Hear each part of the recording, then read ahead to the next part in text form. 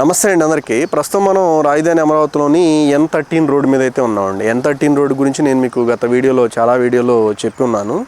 ప్రస్తుతం నేను వచ్చేసరికి ఏదైతే ఎగ్జిస్టింగ్ తుళ్ళూరు విలేజ్ ఉందో తుళ్ళూరుకి తూర్పు వైపున ఉన్న N13 రోడ్డు మీద అయితే ఉన్నాం.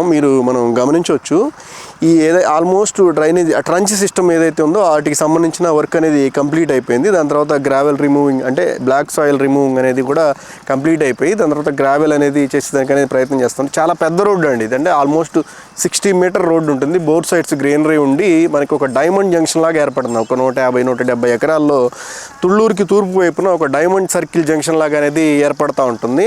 అలానే కనెక్టివిటీకి ఒక లాజిస్టిక్ హబ్ లాగా డెవలప్ చేసేదానికి అనేది ఒక 170-150 ఎకరాల్లో ఒకే చోట ఒక గవర్నమెంట్ ల్యాండ్ అనేది ఉండి అభివృద్ధి చేస్తే ఎలా ఉంటుందనేది మనకి ఇక్కడ ఈ పర్టికులర్ ప్లేస్లో అనేది మనం గమనించవచ్చు.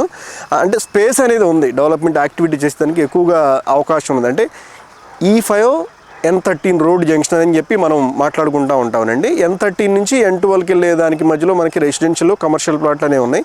N12 నుంచి N13కి వెళ్ళేదానికి కూడా మనకి రెసిడెన్షియల్ కమర్షియల్ ప్లాట్లు అనేవి ఉన్నాయి. రేట్ అనేది చాలా ఎక్కువ డిఫరెన్స్ ఉంటుందండి. అంటే మనకి N13 టు N12కి వెళ్ళేటప్పుడు అయితే ఏదైతే ప్రైజెస్కి ఉన్నాయో N13 నుంచి N14కి వెళ్ళే రేట్కి వచ్చేసరికి చాలా డిఫరెన్స్. ఇట్ మీన్స్ మనకు ఆల్మోస్ట్ 10-15 వేలు రేటు డిఫరెన్స్ అనేది మనకి ఇక్కడ కనబడుతుందండి.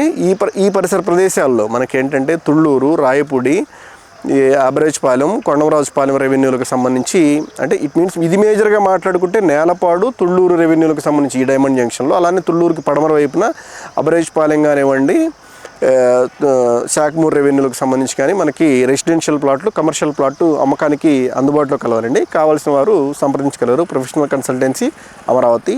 Thank you.